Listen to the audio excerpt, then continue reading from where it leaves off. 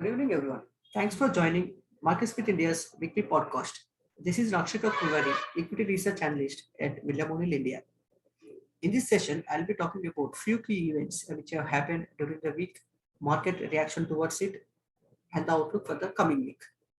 To keep the session a little funnier, I have used a few memes in the slideshow.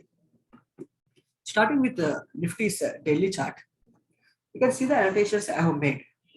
Last week, we have changed the market status to confirmed uptrend after an occurrence of follow-through day. It is a state where we initiate fresh longs, which are giving alternative buy points or breaking out from their base patterns and add them to our model portfolio. However, weakness has started to creep into the markets. How do we track weakness in the market? We use distribution days as a tool to track it. A distribution day is when Nifty declines 0.2% or more on volume higher than the previous session. So on Monday and Tuesday, the fall was more than 0.2% and the volume was also higher than the previous sessions. Hence, those two sessions were considered as distribution days. This was the reaction of most of the investors who have made losses on first two sessions of the week. On Wednesday, Nifty was down 0.6%, but the volume was on the lower side compared to the Tuesday session. Hence, we have not considered it as a distribution day. Why do we look at volume is that when though there was selling in the market, it was not so intense and institutional activity was lower. That is indicated by the volume figure. So it is some sign of a slight relief for the investors. Coming to the major event which had been anticipated among the global economies is the outcome of a Federal meeting. Two of the major indications they have made is the bank is going to end their asset buying program earlier, and one more is that they are going to increase the interest rates at a faster pace than the expected pace in the coming year. One more phenomenon which is most talked about is the flattening of yield curve. We have made a crisp report on this particular phenomenon. I can browse for the document on our website. To give a brief idea, yield curve is nothing but a spread between long tenured bonds and the short tenured bonds.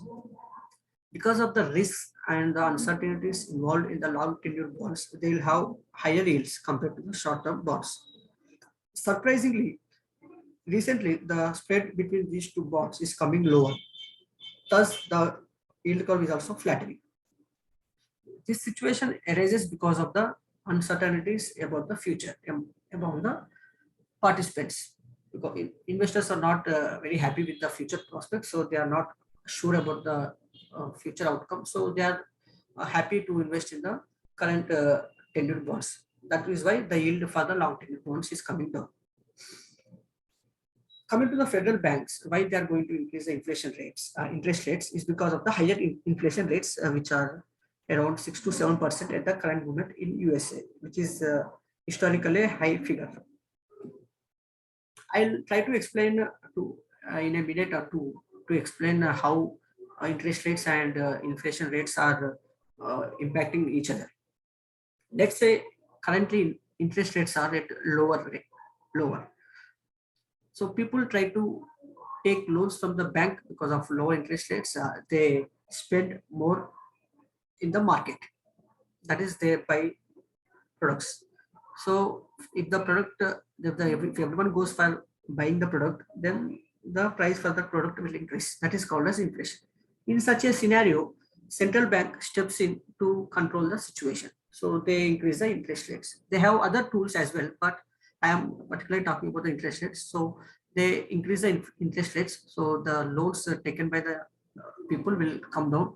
Also, people who have cash in their hands, they can go to bank and invest as a fixed deposit because of the higher interest rates. That is how money supply in the market is squeezed out and inflation comes down in the targeted range. At the current moment, RBI has mandated a targeted inflation to be around 2 to 6%. If the range is broken on the higher side or the lower side, they will have various tools to tackle the situation. The same thing US Federal Bank is going to do now because of higher inflation rates. They're going to increase the interest rate and thus they are trying to squeeze out the money from the supply. Today's action is also constituted as a distribution day because of fall more than 0.2% on, and volume was also higher than yesterday's.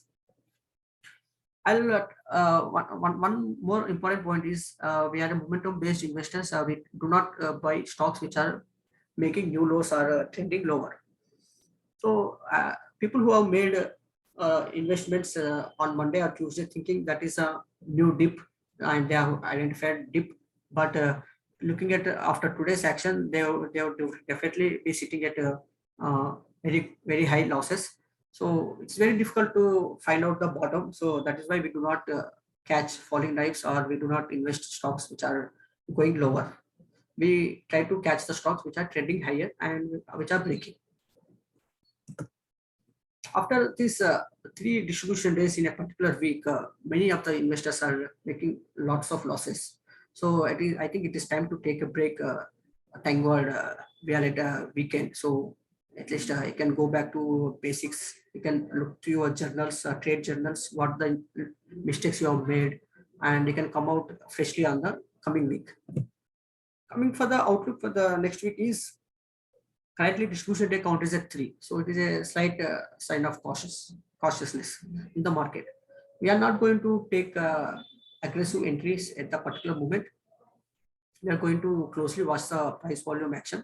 If the distribution day count increases further to 4 or 5, we are going to downgrade to uptrend under pressure. In such a scenario, fresh ideations will come down, and model portfolio stocks which are breaking their moving averages will also be closely looked at, and they'll be taken out if they're meeting any our selling criteria. On the flip side, Nifty reclaiming its 100 DMA is very crucial for the longs. Whenever it happens, we are going to find out stocks which are leading the sectors and which are breaking out from their base patterns to initiate fresh longs and add them to our model portfolio. Thanks everyone for joining this podcast. Have a happy weekend. Time for some entertainment. I guess movies and cricket are 2 major sources of entertainment in India.